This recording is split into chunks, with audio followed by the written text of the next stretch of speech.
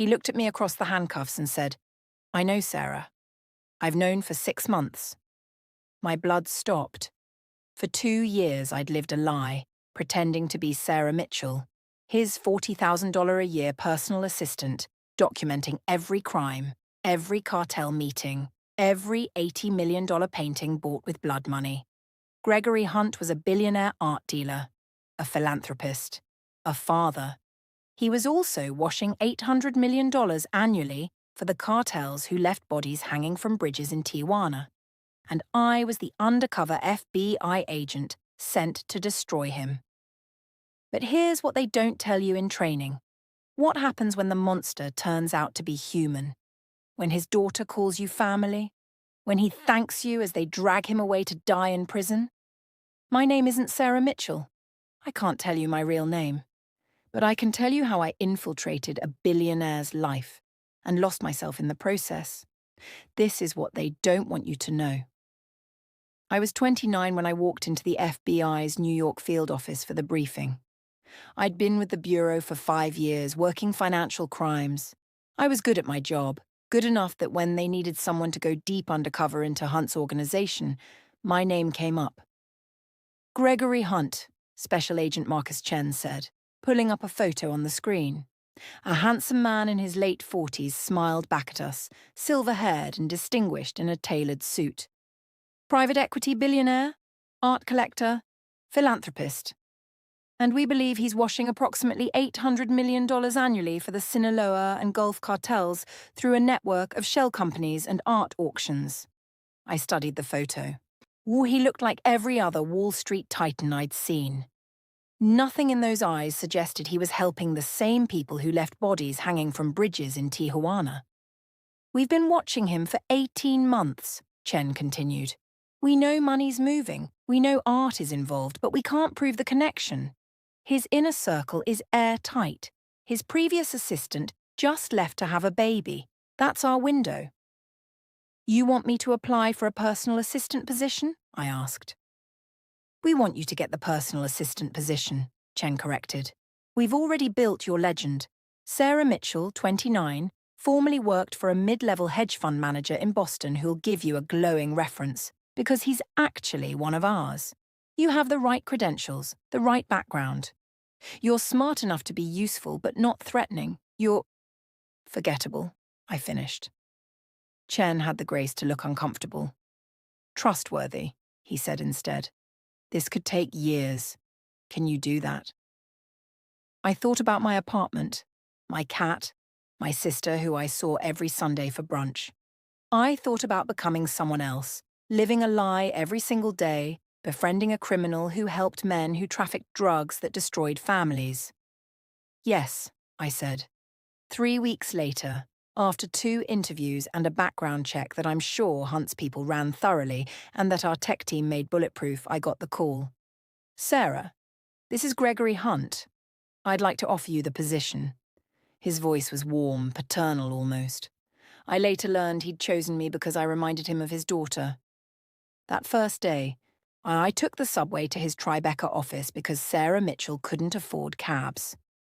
The building was all glass and steel, the kind of place where the doorman's suit probably cost more than my monthly salary. Hunt's office occupied the entire 23rd floor. He met me himself, which surprised me. No billionaire I'd researched ever greeted their own assistant. "Sarah," he shook my hand warmly. "Welcome. I hope we're going to do great things together." He was shorter in person than I expected. Kind eyes, a firm handshake but not aggressive. He wore his wealth casually, expensive but understated watch, perfectly tailored suit that didn't scream designer. "Thank you for this opportunity, Mr. Hunt. Gregory, please." He smiled. "Mr. Hunt was my father. Come, let me show you around." The office was beautiful. Floor-to-ceiling windows overlooking the Hudson. And art everywhere. A Rothko that had to be worth $50 million.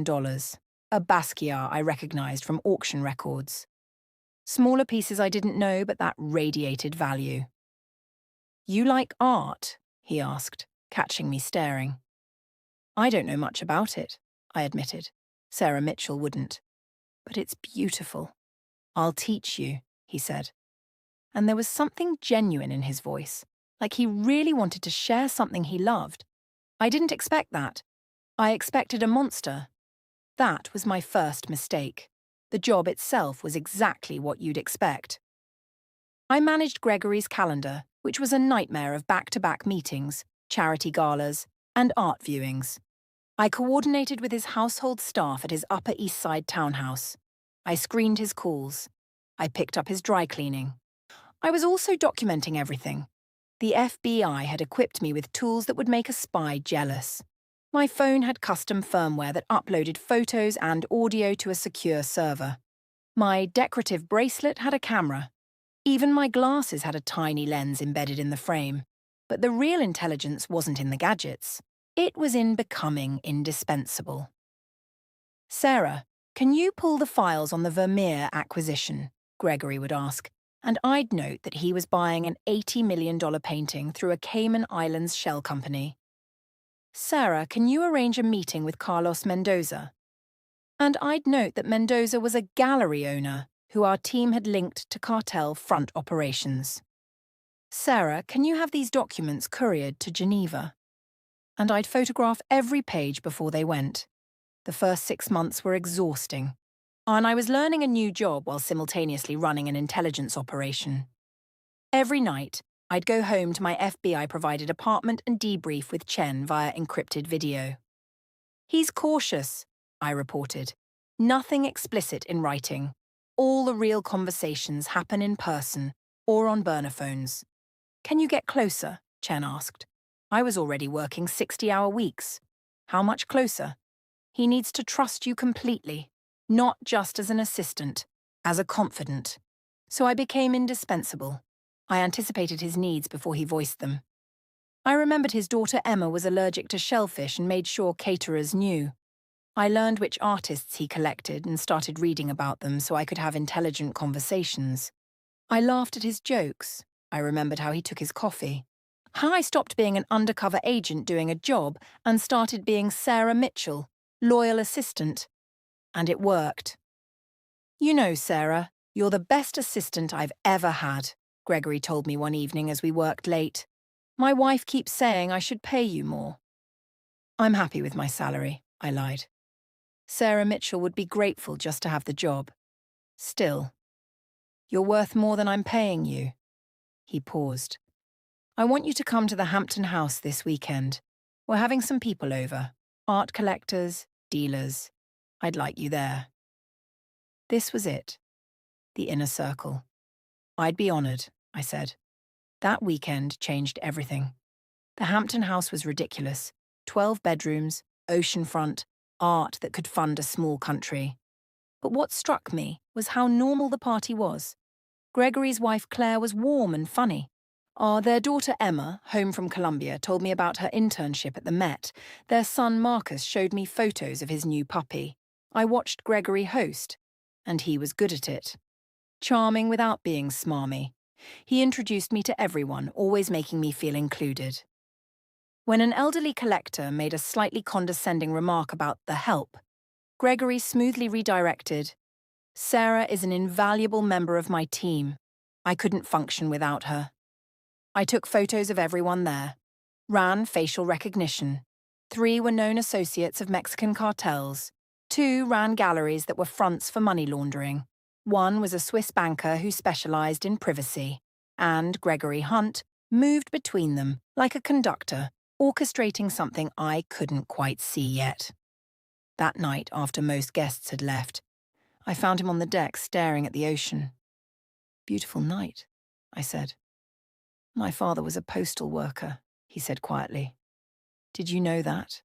Worked 40 years, retired with a pension that barely covered groceries. He never complained. Never. He turned to me.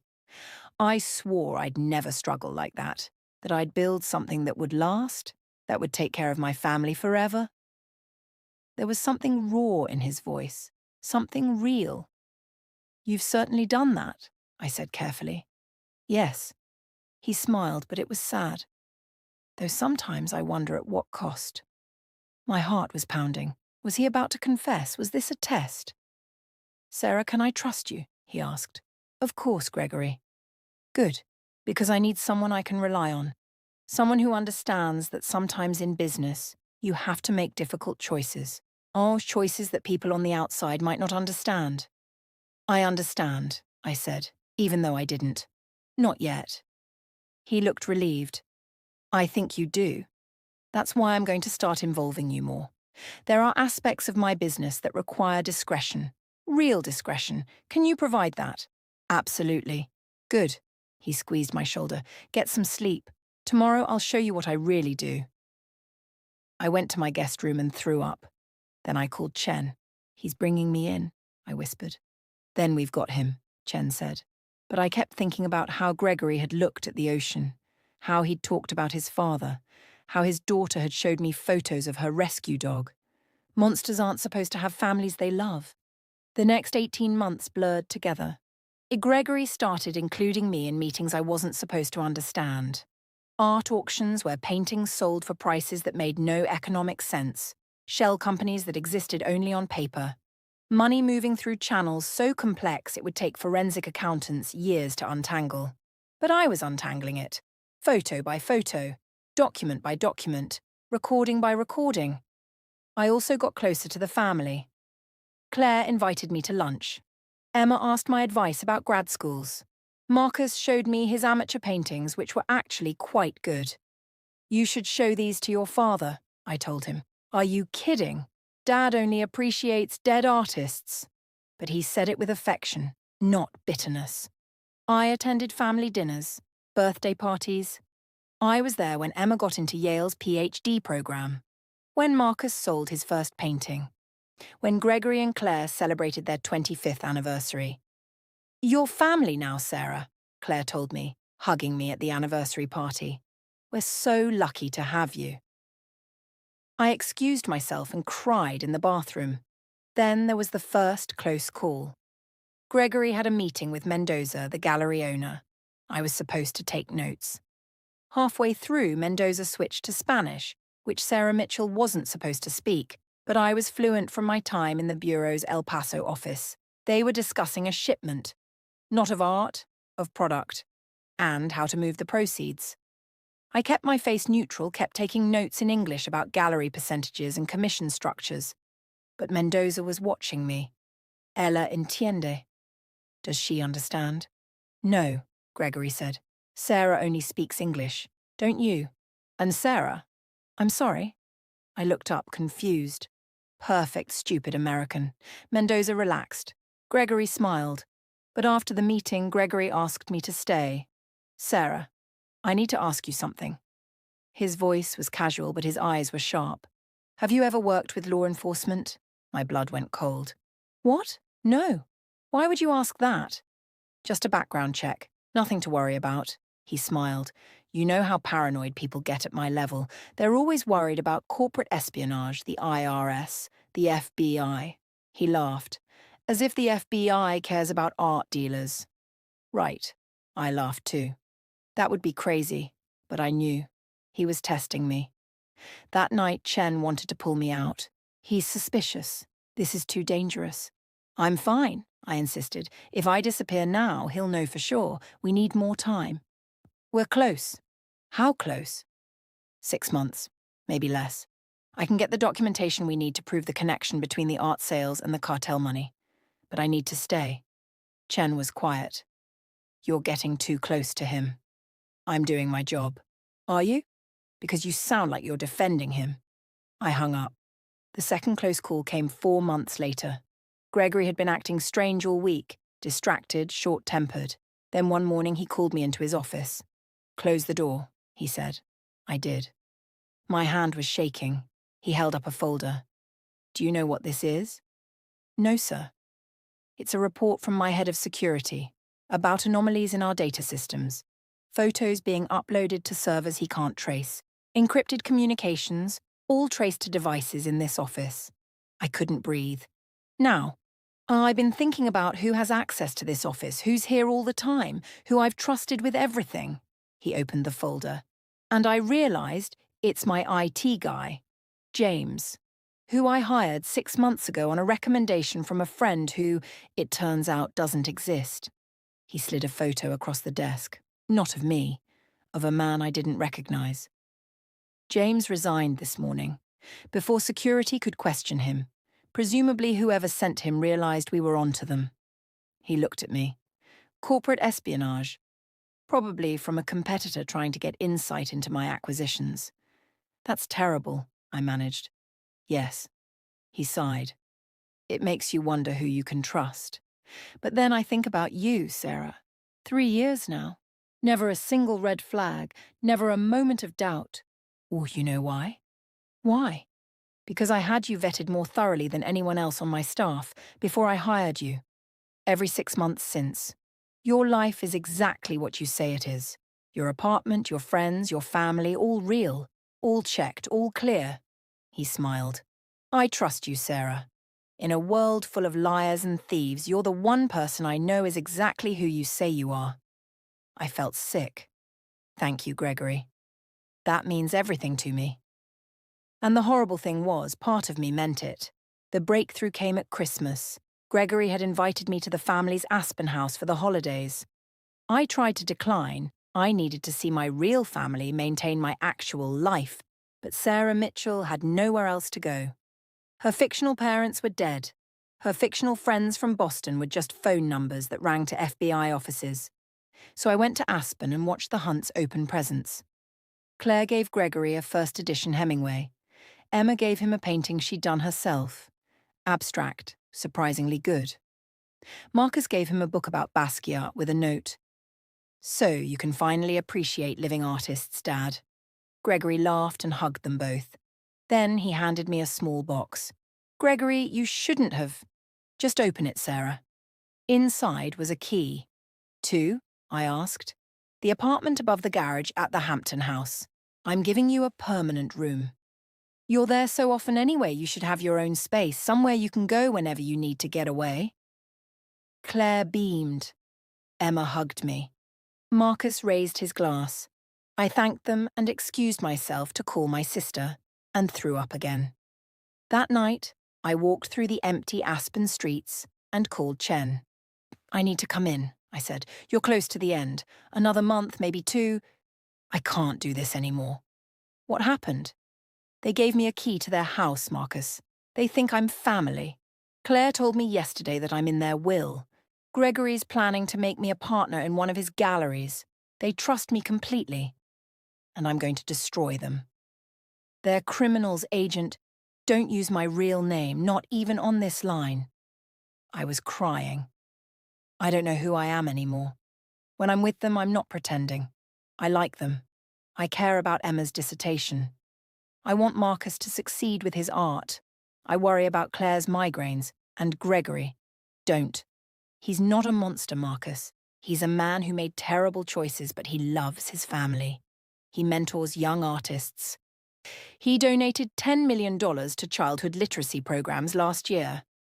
He's helping cartels that murder thousands of people wash their blood money, Chen said coldly. The Sinaloa cartel killed a family of 4 in Phoenix last month, including 2 children, over a debt. The money they made from that drug deal? It's probably in one of Gregory Hunt's shell companies right now, being cleaned and sent back to them through his art sales. He knows this. He doesn't care. He cares about his $50 million Rothko and his house in Aspen and making sure his children never struggle like his postal worker father did.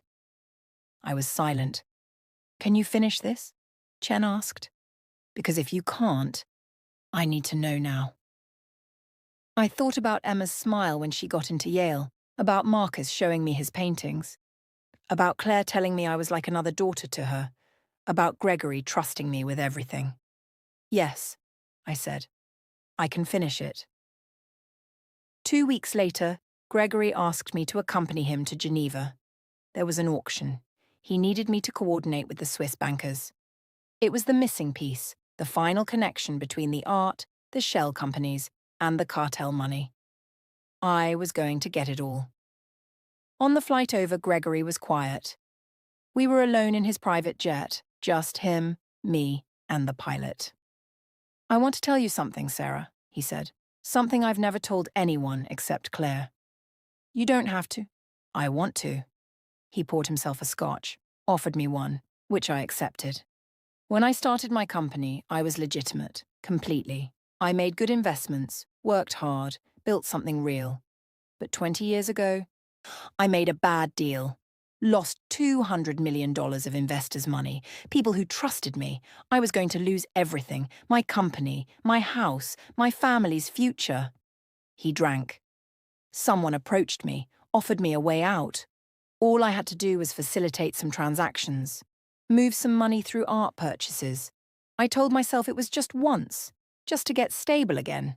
Then I'd stop. But you didn't stop. No. He looked at me. Because once you start, they own you. You can't leave. You can't say no. And the money. God, Sarah, the money. It became so easy. And I told myself I was just moving money. I wasn't hurting anyone. The drugs would sell anyway. The violence would happen anyway. I was just facilitating it, I said quietly. Yes. He looked old suddenly. Tired. Do you think that makes me evil? I should have said yes. Should have maintained cover. Should have done my job. Instead, I said, I think it makes you human. He smiled sadly. You're a good person, Sarah. Don't ever compromise that. Don't ever let anyone make you into something you're not. I almost laughed. Almost told him the truth right there. Instead, I said I won't. In Geneva, I got everything. Photos of documents, recordings of conversations, the Swiss banker explaining exactly how cartel money became art, became clean money. Gregory introducing me to the man who coordinated shipments, everything we needed. I sent it all to Chen. We have enough, he said. We're moving in 2 weeks. Get out now. I need to go back, I said. I need to see this through. Why? I didn't have an answer. I knew they were coming on a Wednesday. Chen gave me 12 hours' notice. FBI's raiding his office and home simultaneously. Wednesday, 6 a.m. Be at the Tribeca office. Act surprised. This is going to be hard, but I know what to do, I said. That Tuesday night, I had dinner with the Hunts. It wasn't planned. Claire called and invited me, said she'd made too much lasagna and please come over. It was just family. Emma was home for the weekend. Marcus brought his girlfriend. We ate and laughed and talked about nothing important. At one point, Gregory raised his glass. To family, he said, looking at me. Blood and chosen. To family, we all echoed. Emma hugged me when I left. Love you, Sarah. Love you too, I said, and I meant it. That night, I didn't sleep. I kept thinking about calling Chen, telling him to abort. We could find another way. But we couldn't. This was the only way. At 5:45 a.m., I arrived at Gregory's office. He was already there, which surprised me. Gregory, what are you doing here so early? He looked at me for a long moment. I know, Sarah. Everything stopped. I've known for 6 months, since Geneva. One of the Swiss bankers recognized you, said you looked familiar. Took him 3 months to place you. He'd seen you at an FBI recruitment event years ago. He wasn't sure, but he told me. Gregory, I had you investigated, really investigated. Not the legend you built, but deeper. It took time, cost a fortune, but I found her. Special agent. Well, I won't say your name. You've earned that much. I couldn't move, couldn't breathe. You're probably wondering why I didn't run, why I didn't kill you, why I let you keep gathering evidence. He smiled. Because I'm tired, Sarah, or whoever you are. I've been tired for 20 years, and when I realized what you were doing, I felt relieved. I don't understand. Yes, you do. You've seen me. The real me, not the criminal you expected. Just a man who made terrible choices and couldn't find a way out. He walked to the window. My father died last year. Before he went, he told me he was proud of me, proud of everything I'd built. And all I could think was, you don't know what I really am, Dad, what I've done. You could have turned yourself in and destroyed my family, put Claire and Emma and Marcus through that voluntarily. I'm not that strong. He turned to me. But if I'm arrested, if I'm exposed, then it's not my choice. Then I'm a victim. Then they can hate what happened instead of hating me for choosing it. Downstairs I heard vehicles, lots of them. Oh, they're here, Gregory said calmly. Before they come up, I need you to know something. Everything I told you, everything I showed you, it wasn't because you tricked me. It was because I wanted you to know. I wanted someone to see all of it and understand. I do understand, I whispered. I know. That's why I chose you. Well, why I kept you. He smiled. You're a good person. Don't ever become like me.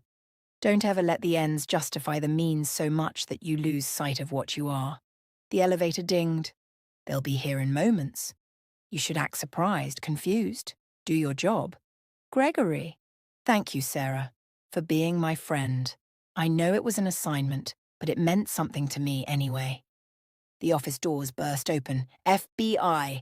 Gregory Hunt, you're under arrest for money laundering, conspiracy, and racketeering. Agents flooded in. Chen was there, avoiding my eyes. Gregory put his hands up calmly. I understand. I won't resist. I stepped back, playing my part. What's happening? I don't understand. Gregory, what's going on? He looked at me as they cuffed him. Really looked at me. And smiled. It's all right, Sarah. You did your job. You did it well. They led him away. Chen approached me. You okay? He knew, I said quietly.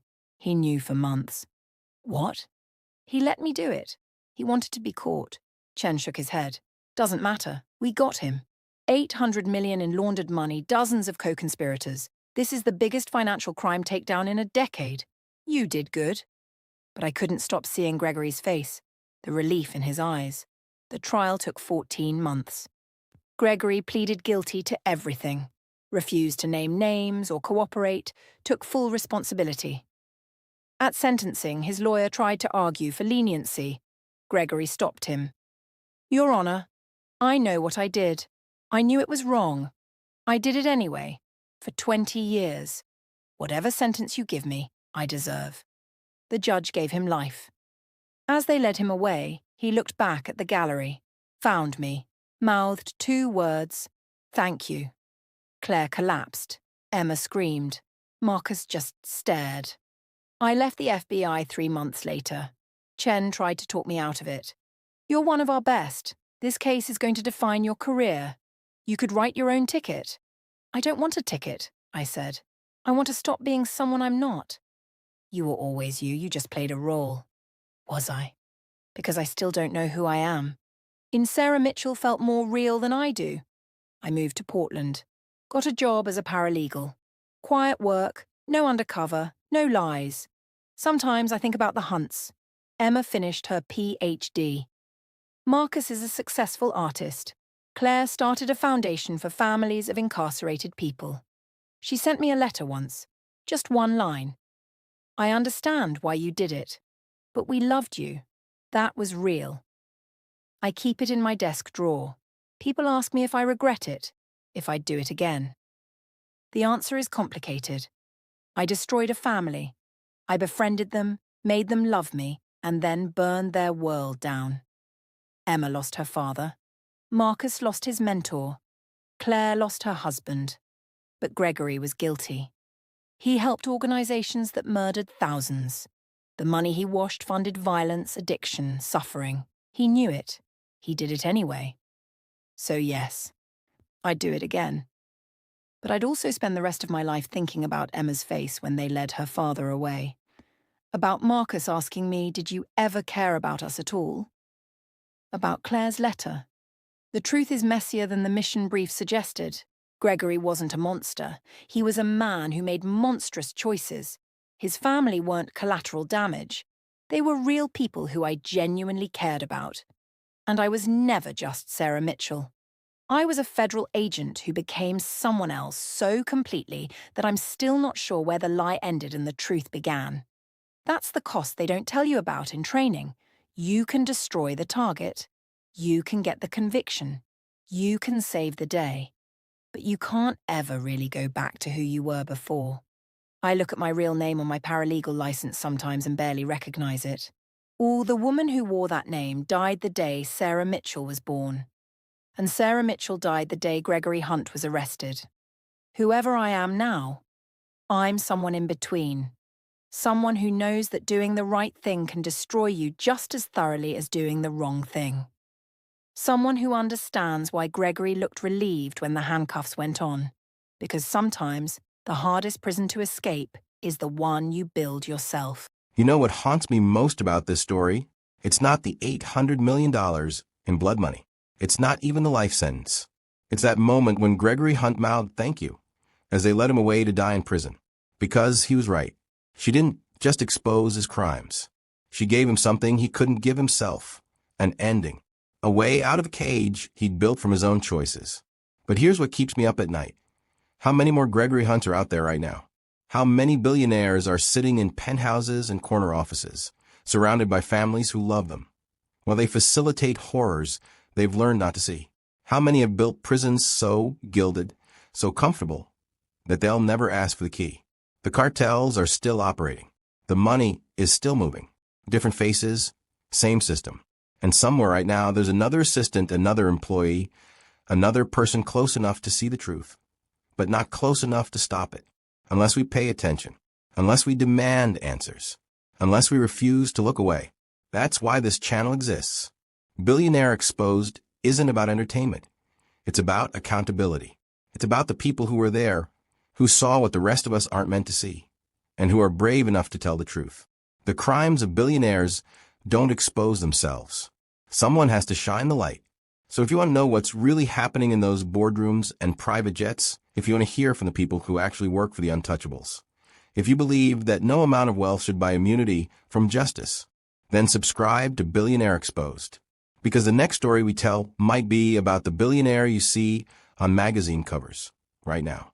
The one giving TED Talks about changing the world while someone in their office is watching them destroy it. Hit that subscribe button. Turn on notifications. The employees are watching. The truth is coming out. And we're just getting started. Welcome to Billionaire Exposed, where the crimes of the powerful are revealed by the people who watch them commit them.